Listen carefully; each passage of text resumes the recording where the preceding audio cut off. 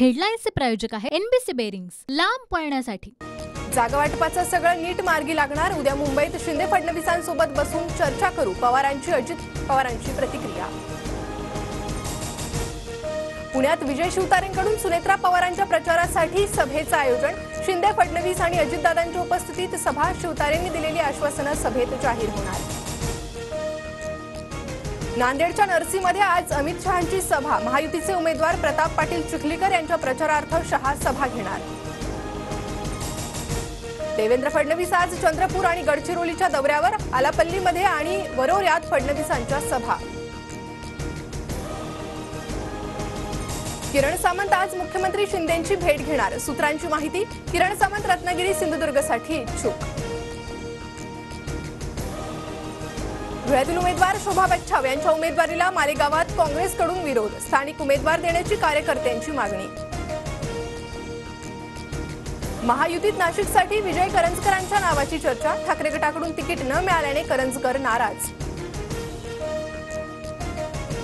काँग्रेस नेत्या वर्षा गायकवाड आज उद्धव ठाकरेंना भेटण्याची शक्यता। महाविकास आघाडीच्या जागा वाटपावरून वर्षा गायकवाड नाराज। ऊंची छलांग लगाने के लिए चिता भी 2 कदम पीछे आता है। मनसेने महायुतीला पाठिंबा दिल्यानंतर राजू पाटलांची फेसबुक पोस्ट।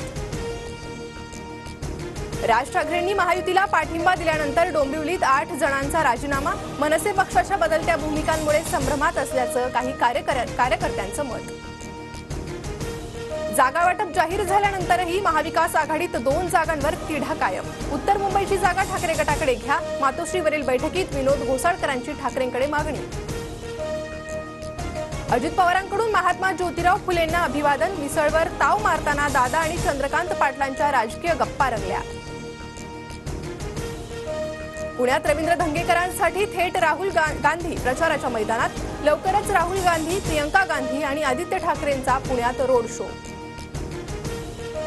बसपाच्या राष्ट्रीय अध्यक्ष मायावती आज नागपुरात। बेजनबाग मैदानावर मायावतींची सभा होणार। प्रचाराचं रणशिंग फुंकणार।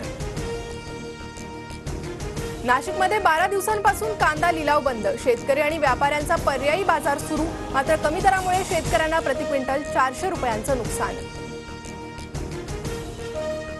देशभरात आज ईदचा उत्साह। नमाज पठणासाठी मुस्लिम बांधवांची मशिदीमध्ये गर्दी, तर अनुचित प्रकार टाळण्यासाठी ठिकठिकाणी पोलीस बंदोबस्त तैनात। विदर्भात आणखी 2 दिवस गारपीट। खानदेश, मराठवाडा आणि विदर्भातील एकूण 22 जिल्ह्यांत शनिवारपर्यंत अवकाळी पावसाचा इशारा।